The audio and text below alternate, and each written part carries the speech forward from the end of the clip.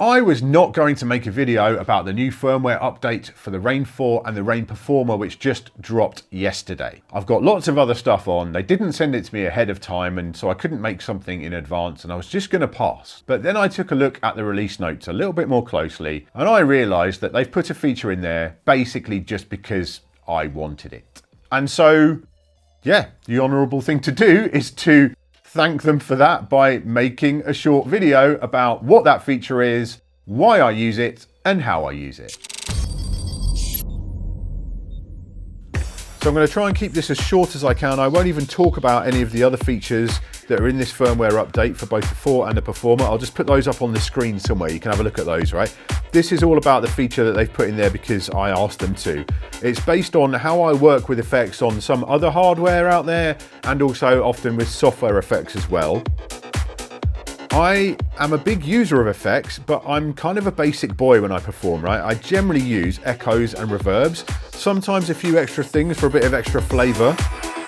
And of course, the 4 and the Performer have absolutely epic internal hardware effects. Things like this scale down and stutter out, riser, matrix, all of that, great stuff. But yeah, in general, when I'm performing, I use echoes and I use a reverb, and then I might have some of those extra ones for a bit of rare flavor during the set, but generally echo and reverb. So we have 6 slots here, which I'm really not going to make use of. So what I do, and what I can do now here on the 4 and the Performer, is rather than going on an echo and then changing the beat value, which you can do, of course, but what I do and what I've done now is I've set echo on the first pad. That's a 1 beat echo. And then I've gone in and I've used the adjustment there. So I've gone through and chosen a different effect. So I've chosen echo for the second one, and that's on a half beat. And then the third one is a 3/4 echo. So it just means that when I'm performing, because I use these different lengths of echo all the time, different kinds of delay. Sometimes I want to get a bit dubby with it. It depends on the rhythm of the track, you know, and the kind of transition I'm going to do.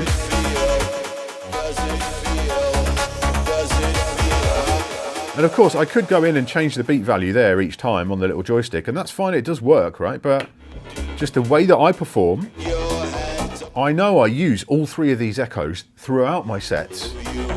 So why not have them set to those pads? And now with this update, you can save, so I can have echoes saved to all 3 of these.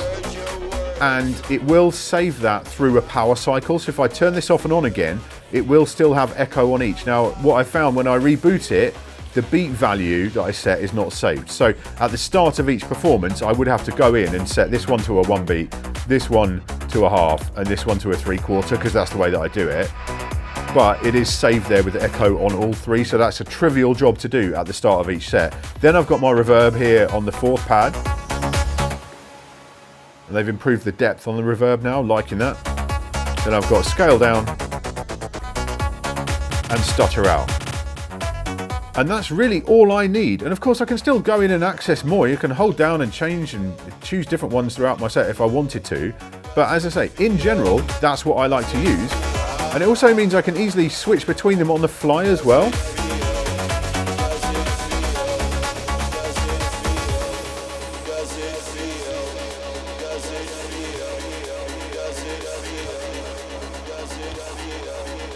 And you may not want to use that for echoes. You might want to do different stutter outs. You know, the stutter out, you have loads of different patterns on, right? So why not have multiple stutter outs over this side with different patterns on? It's all that kind of thing. So it's a fantastic feature. It's something that I really wanted. It just reflects the way that I work.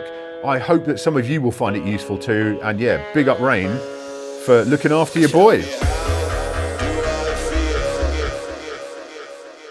So there you go. I want to thank Rane for putting that feature into the Rane 4 and the Performer. You know, I'm a regular user of the Performer. It's my go-to for corporate gigs, private events and whatnot. It's such a professional workhorse piece of kit and still lets me be creative and work in exciting ways as a DJ. And this just takes it just another notch even higher up in my estimation. And I'm sure they wouldn't have put that feature in if it was just for me. Obviously, they do see the value in it for other DJs as well. Otherwise, it wouldn't have been worth the bother. So if you are going to be using that feature or any of the other new stuff that's in this firmware, please do let us know all about that down in the comments, and let us know any other small changes, tweaks, or quality of life improvements you'd like to see with this Rane hardware as well. Thank you for watching this episode of Beatsource Tech. I do hope you've enjoyed it or found it useful. If you have, please give the video a thumbs up and make sure you're subscribed to the channel and you've turned on notifications so you don't miss any future videos. And hey, if you haven't already, you can try Beatsource for free and join DJcity for just $10. The links are down in the description. I'll see you next time.